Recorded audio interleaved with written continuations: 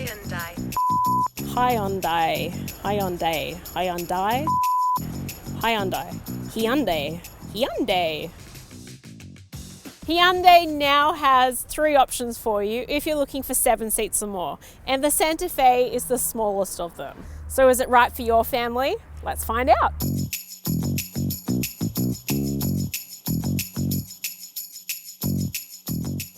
It's a tough competitor against the likes of the Toyota Kluger and Kia Sorento because it does offer the flexibility of those 7 seats.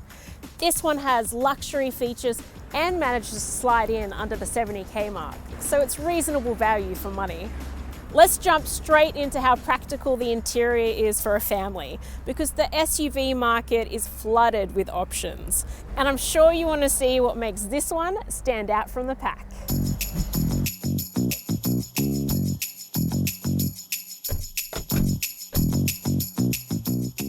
This is the top spec Highlander. So you would expect some good features inside, and this is something that the Santa Fe delivers in spades. And I particularly like the quilted look on the speakers. It just adds some really nice personality inside here. It's nice, different, it's unusual.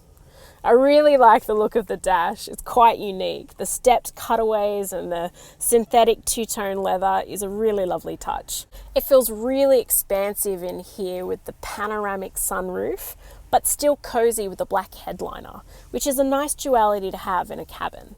However, I'm not so sure about the sunroof cover. Feels a little bit flimsy. The digital instrument panel is large at 12 inches and can be customized, which makes it feel like your own.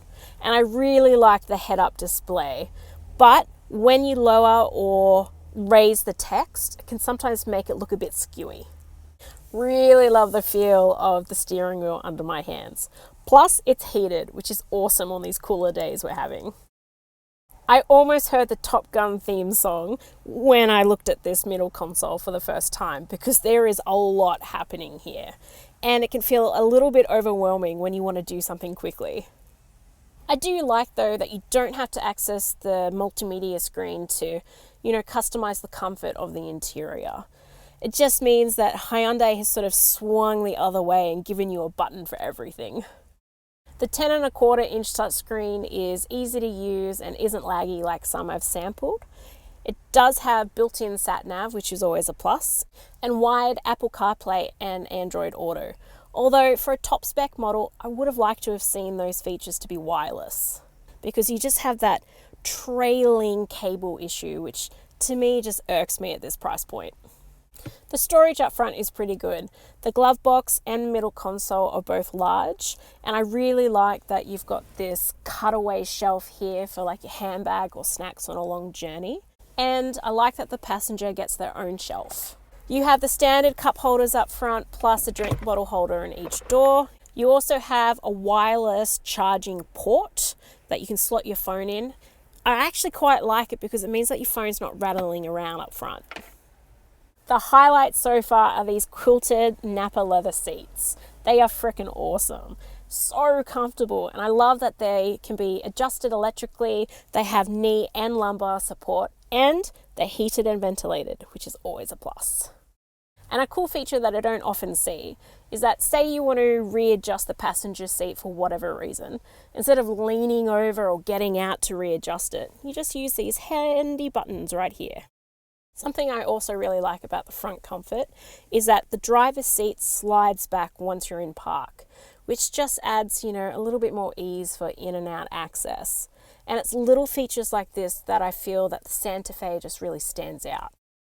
The middle row feels good to be in. The space feels large and there's plenty of leg room. I also love how comfortable these seats are, and that the outboard seats are heated. Just adds to the plush factor. Plus, I think adults will be very comfortable in this on a long journey. And my 5-year-old certainly felt like a king back here.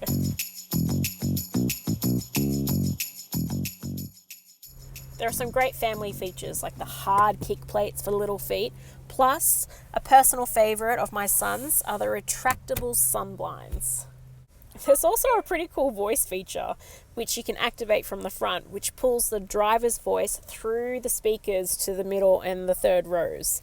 I think it would be good for, trip updates, but I'm not sure if it'd be too good for chatting because as far as I can tell, it's a one-way communication. There are directional air vents, but curiously, no fan or climate control in the middle row, but you do have fan control in the third row, so I don't know why it wouldn't be in the middle row as well. I also think that the vents down here aren't as efficient as what they could be. I would have liked to have seen them on the pillar or even in the roof. The outboard seats have ISOFIX mounts, plus there are 3 top tether child seat mounts in here. And it's pretty wide. You should be able to get 3 car seats side by side here, which just offers more flexibility. There's plenty of room for front passengers when a 0 to 4 rearward facing child seat is installed too. Comfort's been thought about in the back row because you also have USB-A ports down here and 2 cup holders in this handy armrest, as well as a bottle holder in each door.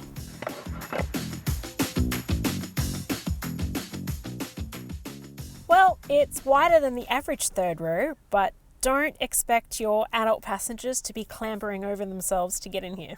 There are no top tether child seat mounts back here, which does limit, kids' stowage. But you have a cup holder and like a little storage tray here, so the tweens of the family will feel like they're in their own little personal space.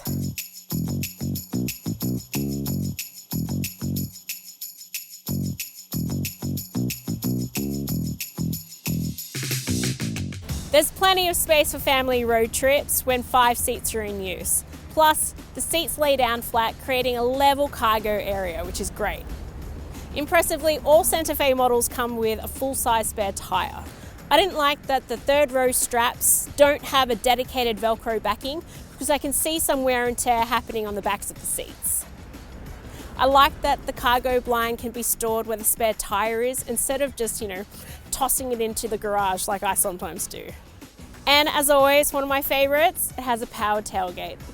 It's time to see if the sleek interior matches the driving experience. I've really enjoyed driving the Highlander, and this particular one has the optional 2.2 litre diesel engine. And it's powerful, you've got plenty of power when you need to overtake, you've got confidence. It's just been a really good experience. You do get quite a bit of wind noise in the cabin though at high speeds, which can be a little bit annoying when you have the air on too, but it's not too loud that you have to sort of raise your voice to talk over it. Still something to consider. So the ride experience can sometimes be jerky at low speeds. When you first start to put your foot down, it's like the power just suddenly kicks in all at once, and it's like the gears are a bit sluggish going between like first and second. I really feel like the Highlander is at its best on the open road where it can really stretch its legs and get into that 8-speed transmission.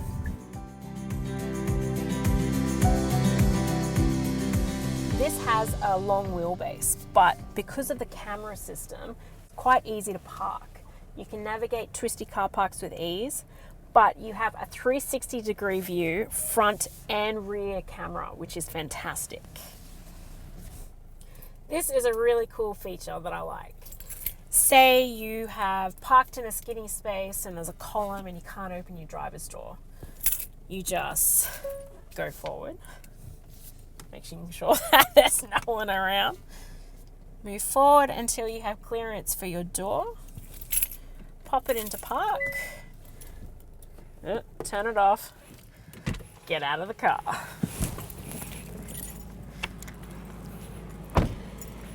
Now you'll have to lock it, remotely start it, and then shift it back.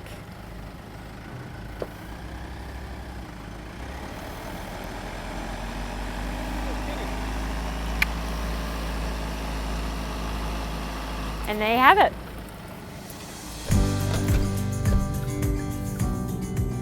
So for a big SUV, this has some pretty good safety features, including some that are a bit uncommon as well, which is the rear child occupant alert and the safe exit alert.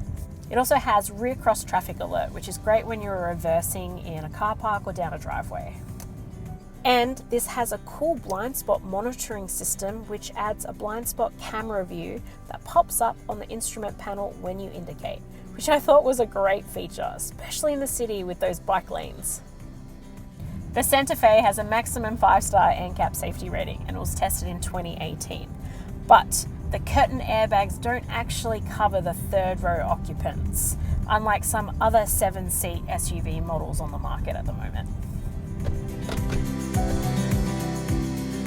The diesel engine promised good fuel efficiency at 6.1 litres per 100 kilometres. And on a mixture of long highway drives and city mixed in, I achieved 7.3 litres per 100 kilometres, which I was still really impressed by, given that it's such a big car. But I'd imagine that that would be different in the city, where it could be higher. It's big, but still sleek with the tapered bonnet and long body lines. And I'm loving the tall roof racks because they sort of look like a mini mohawk, which gives it a little bit of edginess. The LED lights and daytime running lights also add some pizzazz, but it's the backside which makes this feel solid. It's wide and tall, giving a sense of space before you even get inside the car.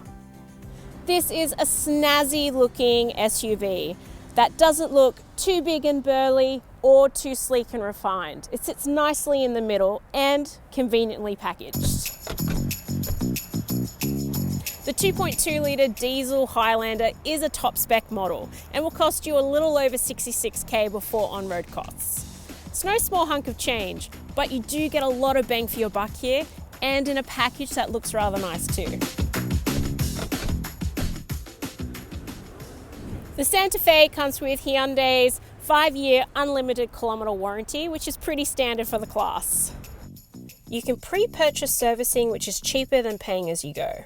There are 3-year, 4-year or 5-year plans, and services average $459 on the 5-year plan, which is okay for the class. Service intervals are every 15,000 kilometres or 12 months, whichever comes first, which is pretty good. For creature comforts and space, you can't really fault the Santa Fe Highlander. I would have liked a better driving experience, but Hyundai really gets the family features right.